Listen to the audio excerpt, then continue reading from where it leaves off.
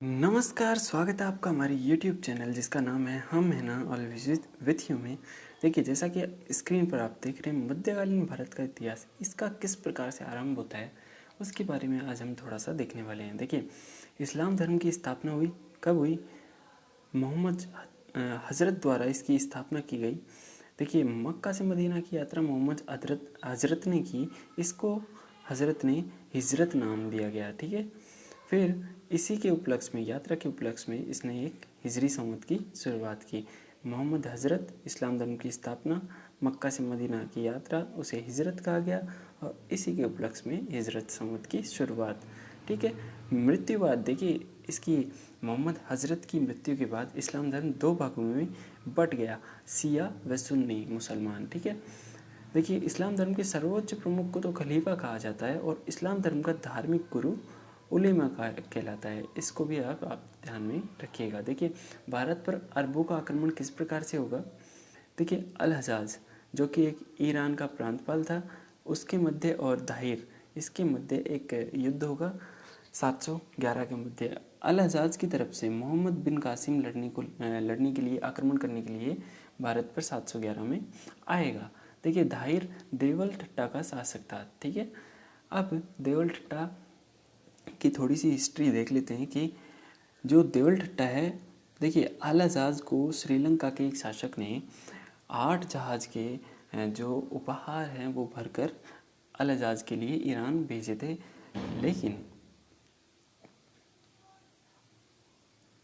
लेकिन जो देवल ठट्टा है वहाँ पर लुटेरों द्वारा ये 8 जहाज़ों को लूट लिया जाता है। अल हजाज जब दाहिर से बात करता है कि हमारे इस तरीके से 8 जहाज़ थे और आप उन लुटेरों को पकड़िए और हमारे जहाज़ वापस भेजिए, तो दाहिर इन सब के लिए, ऐसा करने के लिए मना कर देता है। इसी के फलस्वरूप अल हजाज मोहम्मद बिन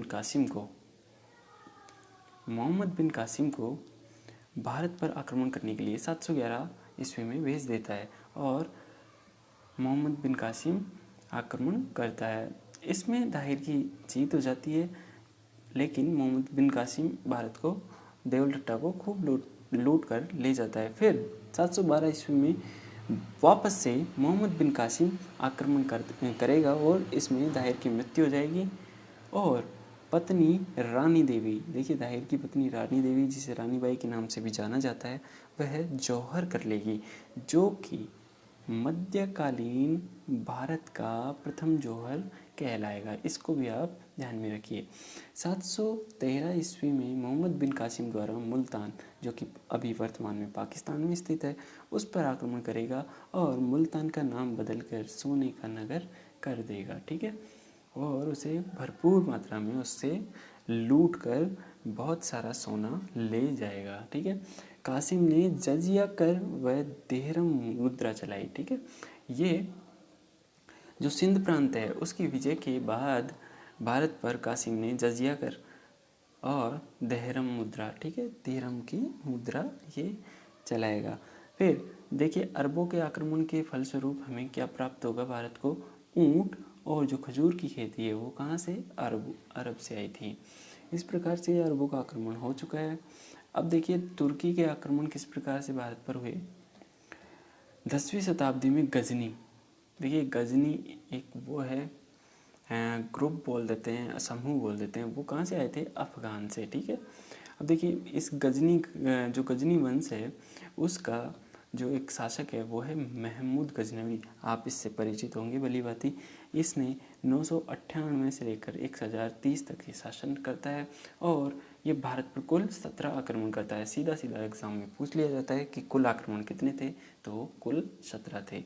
ठीक है, प्रथम आक्रमण ये पेशावर पर करेगा। द्वितीय आक्रमण ये 1001 में ही पंजाब शासक जयपाल पर करेगा और जयपाल इसमें हार जाता है और इस हार की ग्लानि से वह भर आता है और आत्महत्या कर लेता है। इस पर इतिहासकारों ने जयपाल को ईश्वर का शत्रु बताया है। ठीक है, फिर 1004 में तीसरा आक्रमण कच्छ पर होगा। 1005 में मुल्तान, जो कि पाकिस्तान में स्थित है, उस पर।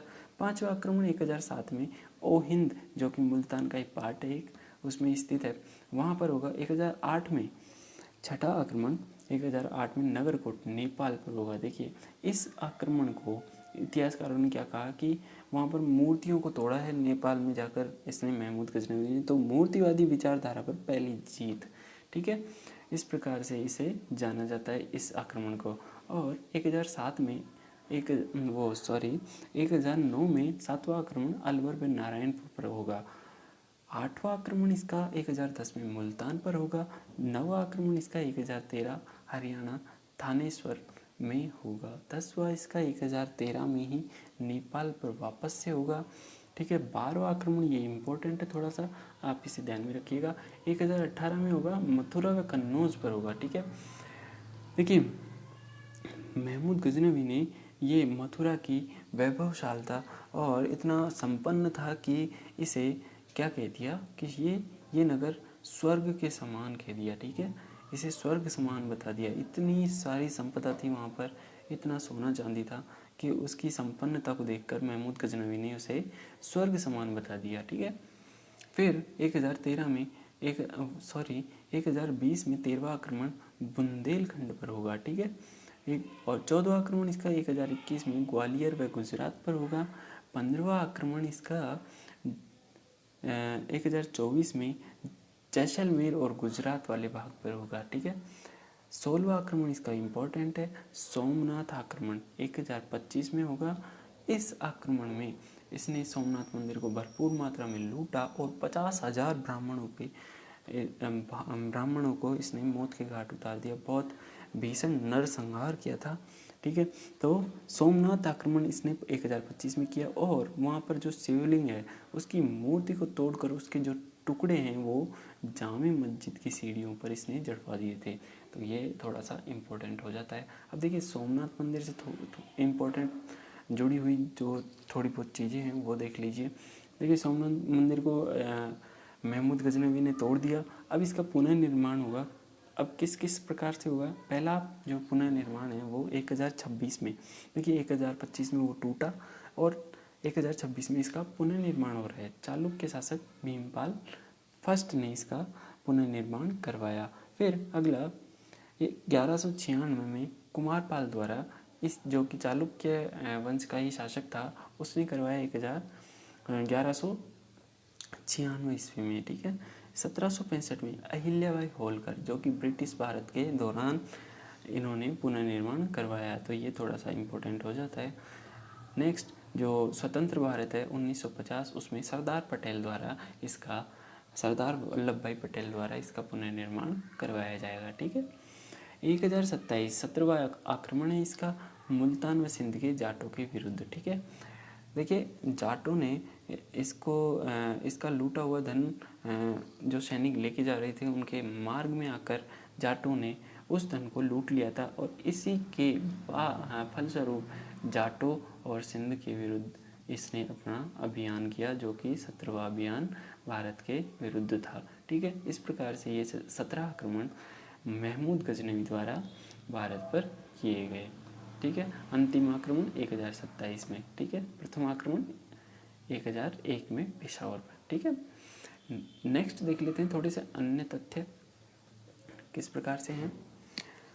अल बरूनी किताब उल हिंद इसने ग्रंथ लिखा और अल बरूनी प्रथम मुस्लिम जिसने पुराणों का अध्ययन किया हुआ था। ठीक है, नेक्स्ट सुल्तान की उपाधि धारण करने वाला मध्यकाल में सर्वप्रथम गजनी था। ठीक है, और गजनवी को बुद्ध सिकन यानी कि मूर्तियां तोड़ने वाला कहा जाता है। ठीक है, नेक्स्ट बात करते हैं हम गजनी वंश का अंतिम शासक खुसरो महमूद, जिसे मोहम्मद गौरी ने मार डाला। ठीक है, इस प्रकार से ये गौरी मार देगा और आगे जाके गौरी वंश की स्थापना होगी। देखिए गौरी वंश 1163 में गयासुद्दीन मोहम्मद बिन शाम ने गौर राज्य की स्थापना की। ठीक है, और 1173 में मुइजुद्दीन या सिहाबुद्दीन बिन शाम को गजनी का शासक बना दिया और यही मुइजुद्दीन सिहाबुद्दीन बिन मोहम्मद बिन शाम आगे जाकर मोहम्मद गौरी कहलाया।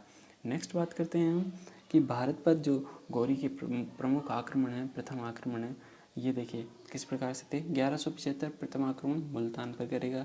1176 उच्च सिंध पर विजय प्राप्त करेगा। ठीक है, अब देखिए ये इंपॉर्टेंट है इसका। 1178 इसकी प्रथम हार होगी, कौन करेगा, ये आबू का युद्ध होगा, भीमदेव सेकंड और या मूलराज द्वितीय, ये इसका नाम होगा शासक का, आबू के शासक का। ठीक है, अपनी माता नायिका देवी के नेतृत्व में युद्ध कर विजय प्राप्त करेगा और मोहम्मद गौरी की ये भारत में प्रथम हार होगी। देखिए 1179, 81 और 89 के में क्रमशः पेशावर, लाहौर और भटिंडा पर ये आक्रमण करके विजय प्राप्त करेगा। फिर 1191 और 92 में प्रमुख जो महत्वपूर्ण युद्ध है वो होंगे। प्रथम युद्ध तराइन का प्रथम युद्ध भटिंडा थानेश्वर में होगा, गौरी की हार हो जाएगी, पृथ्वीराज चौहान की विजय हो जाएगी। फिर 1192 में वापस से युद्ध होगा तराइन का, द्वितीय युद्ध मोहम्मद गौरी वर्सेस पृथ्वीराज चौहान, इसमें चौहान की हार हो जाएगी और गौरी की विजय हो जाएगी। देखिए इसी युद्ध में ख्वाजा मोइनुद्दीन चिश्ती जो मोहम्मद गौरी है उसके साथ भारत आए और चिश्ती संप्रदाय की स्थापना की। ठीक है, इस युद्ध में भारत में तुर्की सत्ता डालने का प्रमुख कारण माना जाता है इस युद्ध को। ठीक है, कौन सा, तराइन का द्वितीय युद्ध। ठीक है, नेक्स्ट 1194 में चंदावर का युद्ध होगा। देखिए जयचंद गढ़वाल जो कि कन्नौज का शासक था उसके और गौरी के मध्य होगा, गौरी इसमें विजय हो जाएगा और जयचंद को मार देगा।